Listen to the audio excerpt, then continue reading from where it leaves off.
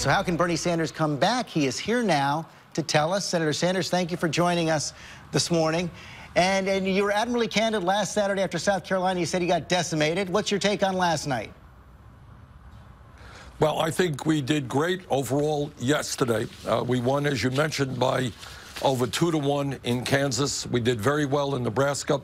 There's going to be a caucus in Maine, and if the turnout is high, I think we're going to win there. That would mean that we'd have won 8 primaries and caucuses. And what impresses me very much, George, and it's what I mean when I talk about a political revolution, in Kansas, they had the largest voter turnout in their caucus history. That was the case in Colorado, where we won as well. In fact, in every primary and caucus that we have won by double-digit numbers, and we're winning all across the country. But so I think geographically, we're looking good. I think we have a path toward victory. You've still got that demographic problem, though. You've still got that face. You're winning in these states that are overwhelmingly white, like Kansas and Nebraska. Any state that has more than about 10% African-American vote, she's killing you.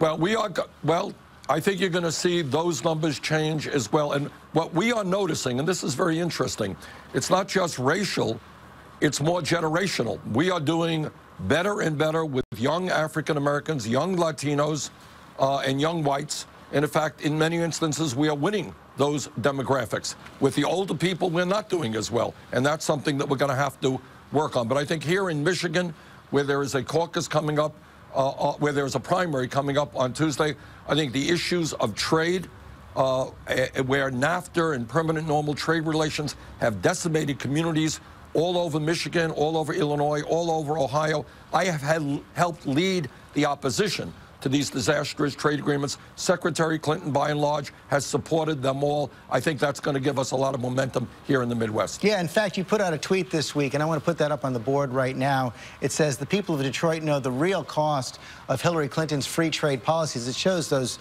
abandoned buildings, those abandoned homes in downtown Detroit. Is that really fair, though? I mean, Detroit has been hollowed out since the race riots in 1968.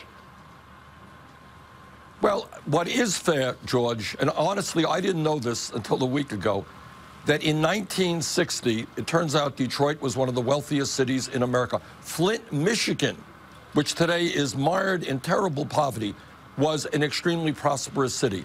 There is no doubt, I don't think anyone debates this, that these disastrous trade policies, NAFTA, permanent normal trade relations with China, have cost this country millions of decent-paying jobs and resulted in a race to the bottom where many of the new jobs being created pay significantly less than those jobs used to pay years ago. That is the result of a disastrous trade policy. I'm not going to say it is the only problem that Detroit or Flint has, but it is a significant part of the decline of many, many communities in America. Companies shut down in this country. They go to China, they go to Mexico, pay people low wages, bring their products back into the United States.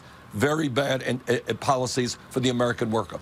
At the same time, there's a new poll out this morning in Michigan, the NBC Marist poll, which still shows you pretty far back, 57 to 40. That's a lot of ground to make up in just a few days.